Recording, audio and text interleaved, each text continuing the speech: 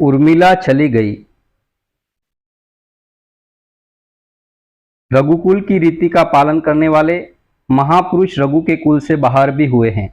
कोई रीति अच्छी है तो वह किसी कुल विशेष की ही नहीं रह जाती, समस्त मानव समाज की संपदा बन जाती है। प्राण जाए तो जाए, वचन नहीं जाना चाहिए। भारत की आज़ादी की लड़ाई लड़ी जा रही थी। उत्तर प्रदेश में एक देश सेवक थे, पंडित चिरंजी लाल जी शास्त्री। विद्वान थे, सामाजिक नेता भी थे, धारा प्रवाह प्रेरणास्पद प्रवचन करते थे। उनकी पुत्री उर्मिला भी स्वतंत्रता संग्राम में कूद पड़ी थी। अंग्रेजी सरकार ने उसे जेल में ठूस दिया था। हृदय में वज्र की सी दृढ़ता रखते हुए भी अंततः तो वह एक कोमलांगी नारी ही थी। जेल के पार्श्विक वातावरण में वह गंभीर रूप से अस्वस्थ हो गई। अस्वस्थता की स्थिति में ही उसे घर भेज दिया गया।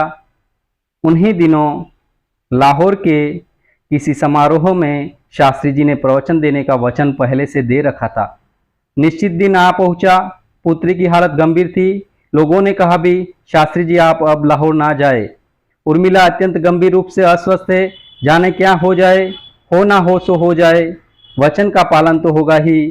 शास्त्री जी लाहौर गए, प्रवचन दिया, अपने वचन का पालन किया और घर लौटे। किंतु उस घर में अब शास्त्री जी की प्यारी पुत्री, भारत की वह वीरांगना नहीं थी, नश्वर काया ही शेष बची थी। उर्मिला चली गई, शास्त्री जी का वचन नहीं गया।